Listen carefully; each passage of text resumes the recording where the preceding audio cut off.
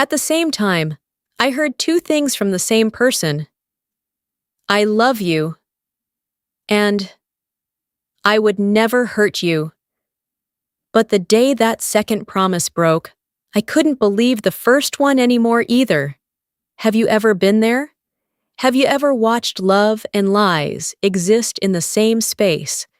At the same time, that's exactly what this video is about. Real stories, real pain, and most importantly, how to find your way out of it.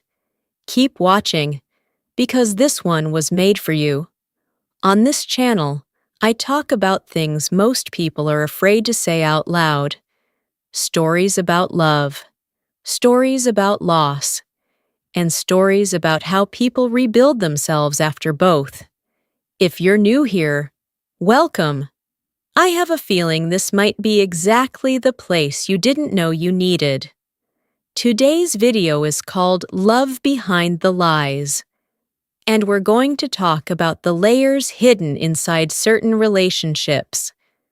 The patterns of deception that are so subtle, you don't even see them until you're deep inside them. Why good loving people stay in situations that slowly break them, and what it actually takes to walk away. What you'll get from this video, by the end of this video, you'll be able to 1. Recognize a relationship where love and manipulation are living side by side. 2. Understand why you didn't see it sooner, and why that's not your fault. 3. Know what steps actually help you move forward, not just survive. But before we go any further, I want to say something clearly. This video is not here to judge you. I'm not here to tell you what you should have done differently. If you've been through something like this, you are not stupid. You are not weak. You are someone who loved deeply, and that is never something to be ashamed of. We tend to believe that love always begins beautifully. Flowers, late-night messages. Meeting you changed everything. Those kinds of words. And when we hear them, we want to believe. We want to fall in. We want to love with everything we have. That feeling is worth protecting. It's not wrong. It's not naive. But in a relationship where love and deception are tangled together, that beautiful feeling eventually becomes a chain. And by the time you realize it, you're already deep inside it. Without using real names, let me tell you a story. I'll call her Sophia. I'll call him Ryan. When Sophia met Ryan, she was going through one of the hardest stretches of her life. Work was overwhelming. Her relationship with her family was strained. Her closest friendships had slowly drifted. That's when Ryan showed up. He walked into her life with 5 words. I can see you're exhausted. And for Sophia, that felt like being rescued. Ryan remembered everything Sophia said. He noticed everything. You mentioned needing this last week, so I picked it up for you. I remembered you like it this way. Sophia's inner voice kept saying, no one has ever cared this much. No one has ever paid this much attention to me. He was there when she walked anywhere. He responded instantly when she messaged. Every evening, what do you want to eat? I'll grab it on the way. For Sophia, this felt like the purest form of love she'd ever experienced. But what Sophia didn't notice was that Ryan was always right there to make every decision for her, without ever actually asking what she wanted. Don't worry about it. I'll handle it. You don't need to decide. I already figured it out. Don't do that. It's not going to work out well. These felt like care. But what was really happening was that Ryan was quietly, steadily taking away Sophia's ability to trust herself, and she didn't know it yet. One day, Sophia's close friend Maya reached out and said, I've been wanting to come see you, but Ryan doesn't seem to want that. Sophia's immediate reaction: "That's just how he is. He's protective. He looks out for me." Maya paused and asked, "Do you know the difference between someone protecting you and someone isolating you?" She didn't push it further, but that question stayed with Sophia, somewhere quiet in the back of her mind. That same night, when Sophia told Ryan she wanted to get coffee with Maya, Ryan said, "Really, you know I don't like her. She's not a good friend. She couldn't even remember your birthday." "I'm not saying you can't go. I just want you to think about whether she actually cares about you." Every sentence was framed as concern. Every word was wrapped in the language of love.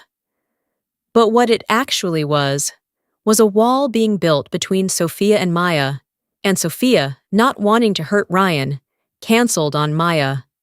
Again. By the 6-month mark, Sophia's world had become smaller than she realized. Her friendships, slowly gone. Her family, kept at a distance because Ryan doesn't feel comfortable. Her own time, suddenly something that only existed when Ryan was around. She hadn't noticed the shift. It happened so gradually that each step felt normal. Then, one day, she found out Ryan had been checking her phone, going through her messages, without asking, without telling her. When she confronted him, he said, "I did it because I love you." "You weren't being fully open with me, so what was I supposed to do?" "If you weren't hiding anything, why does it even matter?" When Sophia said, "Someone who trusts you doesn't go through your phone," Ryan turned it around completely. "This is your fault. You made me feel insecure. I only did this because of the way you act." And here's what happened inside Sophia. She started to feel like she was the one who had done something wrong. But she hadn't done anything wrong. What Ryan was doing has a name in psychology. It's called DARVO. Deny. Attack. Reverse victim and offender. "I didn't do anything wrong. You did. And now I'm the one who's hurting." Sophia didn't have a word for it, but she felt it. In the way she started shrinking. In the way she started second-guessing herself constantly. In the way she stopped trusting her own instincts. A little over a year in, Sophia found something she wasn't looking for. On a second phone Ryan had left on the counter, messages from another girl. "Where were you last night? You said you'd come. Whatever you tell me, I can handle it. Just be honest." Sophia's mind went blank. The room felt wrong. She was in the middle of cooking dinner, and she just stopped. She walked to the corner of the room and sat on the floor. When Ryan noticed and saw what she'd seen, he didn't pause. "She means nothing to me. You're the only one I love." "That's not serious. We're not together." "If I didn't love you, why would I still be here?" Sophia didn't scream. She didn't cry right then. She didn't leave that night. And I know what you might be thinking. Why didn't she just walk out? We'll get to that in a moment. Because that question deserves a real answer. This is the question people ask most. Why didn't she just leave? I would have been out of there immediately. To those people, I don't say anything. But to you, watching this right now, if you've ever been unable to leave something you knew was hurting you, you are not stupid. You are not weak. And you are not alone. Here's why leaving is never as simple as it sounds. Reason 1. Trauma. Bonding. When someone alternates between being warm and being cruel, your brain does something it was never designed to do. It starts associating relief from pain with that same person causing the pain. The moments of kindness become addictive because they follow the hurt. This is trauma bonding. It's a psychological pattern, not a personal failure. Reason 2. Sunk cost fallacy. We've been through so much. I've invested so much of myself. If I leave now, what was any of it for? The longer you've been in something, the harder your brain works to justify staying. That's not love clouding your judgment. That's how the human mind protects itself from feeling like it wasted something. Reason 3. Fear of being alone. If this ends, who am I? Will anyone ever love me again? This fear is powerful. And in a relationship where someone has slowly convinced you that you're lucky to have them, that fear becomes a cage. Reason 4. Hope. Maybe they'll change. I've seen who they can be. I know there's good in them. Maybe if I try harder, if I'm more patient, if I explain it better. Hope is beautiful, but hope without action, hope used as a reason to stay in something that's hurting you, becomes a trap. Sophia was caught inside all 4 of these. And if you've ever been caught in even one of them, that makes you human. Not broken, not foolish. Human. The day Sophia finally made her decision, nothing dramatic happened. There was no big scene. No final argument that crossed a line. No movie moment. She was standing in front of her mirror one morning, and she didn't recognize herself. Not because she looked different, but because the person looking back at her didn't have light in her eyes anymore. And something in her, quiet and certain, said, "This is not who you are." She called Ryan. She was calm. She was clear. She said, "I can't keep doing this." Ryan said everything he could think of. He apologized. He cried. He promised to change. He said, "You're making a mistake." He said, "You'll regret this." Sophia felt every word land. She felt herself wobble. But this time, she didn't go back. I asked her later, "What made this time different?" She said, "I stopped waiting until I wasn't scared anymore. I realized the fear was always going to be there. So I just decided to do it afraid." That's not recklessness. That's one of the bravest things a person can do. After Sophia left, things didn't get better overnight. Some nights she reached for her phone to text Ryan. Some mornings she woke up and felt the absence like a physical weight. Some evenings she cried through dinner, eating alone, wondering if she'd made a mistake. That's grief. And grief is real. The fact that it hurt doesn't mean she made the wrong choice. The fact that she missed him doesn't mean she should have stayed. But day by day, something started to shift. Maya came back. Her family felt close again. She started doing things she'd quietly stopped doing. Painting, hiking, cooking meals she actually wanted to eat. She started recognizing herself again. And here's what Sophia told me later. The most painful part wasn't leaving. The most painful part was realizing how long I'd been disappearing and not even noticing. This is Sophia's story, one part of it. But I have a feeling, somewhere in these 8 parts, you saw yourself. Before I let you go, here are 5 things I want to leave with you. 1. Real love does not make you smaller. In a healthy relationship, you are still growing. You still have your own friendships. You still make your own decisions. You still have your own dreams that exist separately from theirs. If a relationship is slowly shrinking your world, that is worth paying attention to. 2. An apology without changed behavior is just a performance.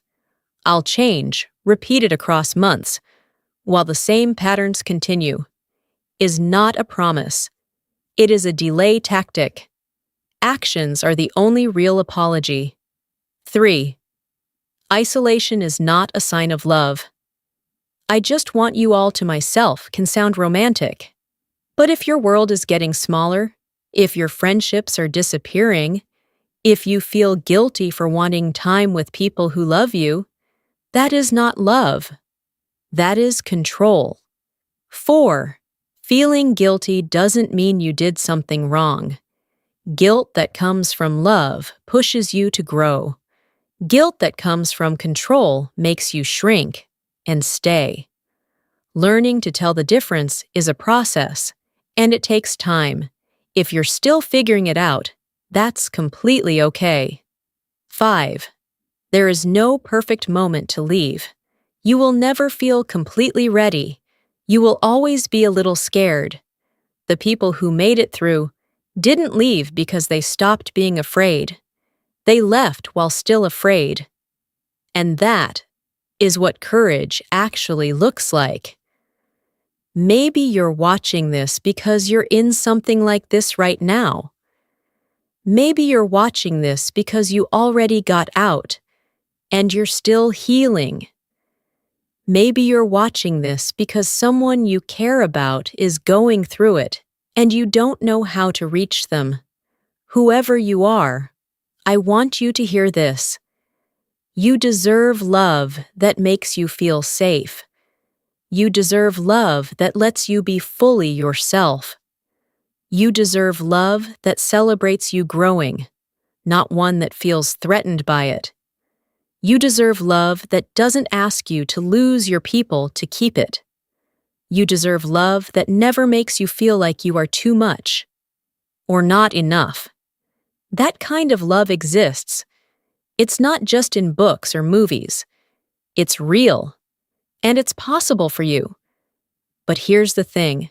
Before you can receive it from someone else, you have to start giving it to yourself first, protecting your own boundaries, trusting your own instincts, believing that you are worth more than what you've been settling for. That is not an easy road. I won't pretend it is, but it is the road that leads somewhere real. And I genuinely believe you are already further along it than you think. If any part of this video touched something in you, drop a heart in the comments. You don't have to say anything else. Just that one heart tells me, I was here, I heard this. And I will see it. If someone in your life is going through something like this, you don't have to find the perfect words. Just send them this video with a simple message. Thought this might speak to you. Sometimes that's all someone needs to feel a little less alone. If you haven't subscribed yet, hit that button and the bell icon right next to it, because we're going to keep having these conversations, real ones, honest ones, the kind that actually help. Thank you for watching this all the way through. That means more than you know. Take care of yourself. Take care of your heart. And please, don't stay somewhere that's slowly making you disappear. You deserve better than that. Go find it.